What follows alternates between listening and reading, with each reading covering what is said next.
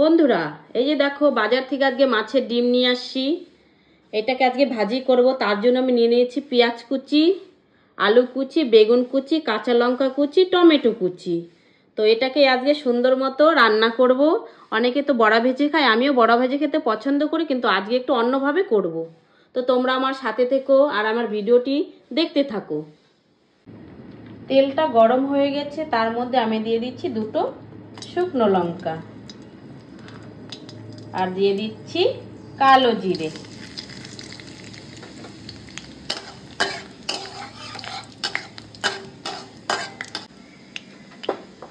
এরপরে দিয়ে দিচ্ছি মাছের ডিমটা এর মধ্যে। তারপরে দিয়ে দিচ্ছি পেঁয়াজ কুচি, টমেটো কুচি,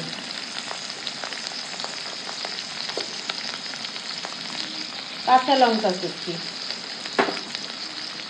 বেগুন,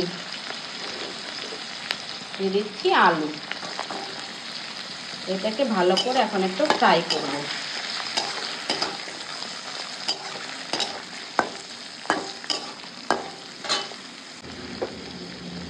কেটে রাখা সব সবজিগুলো একসাথে দিয়ে দিচ্ছি এখন।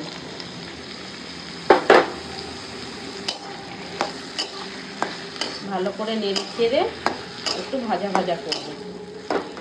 মাছের ডিম সব একসাথে সব ভেজে নেব। দেখো ভাজা ভাজা হয়ে আসছে। এখন স্বাদ অনুসারে একটু লবণ দিয়ে দিচ্ছি আর দিয়ে দিচ্ছি হলুদ গুঁড়ো। এই যে হলুদ গুঁড়ো। এটাকে আবার একটু ভেজে নেব ভালো করে। এখানে শুকনো লঙ্কার গুঁড়ো বা জিরে গুঁড়ো আমি দেবো না। তোমরা যদি খেতে পছন্দ করো হলুদ তোমার কি বলো তো জিরের গুঁড়ো তোমরা দিতে পারো, কিন্তু আমি পছন্দ করি না এই ভাজির মধ্যে জিরের গুঁড়ো দিতে, ওই জন্য আমি দিই না। আমি এইভাবেই খেতে খুব পছন্দ করি।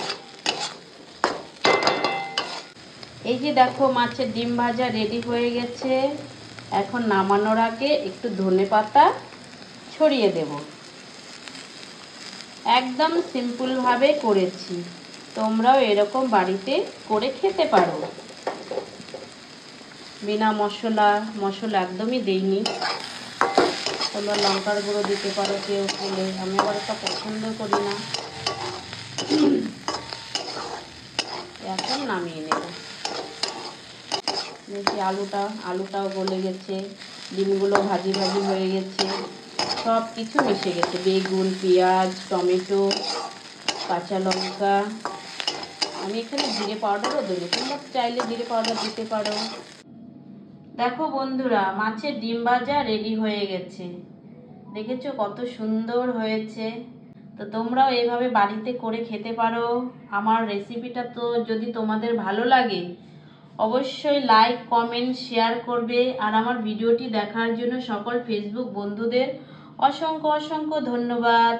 টাটা, সবাই ভালো থেকো, সুস্থ থেকো, আর এইভাবে সুন্দর সুন্দর রেসিপিগুলো দেখো আমার।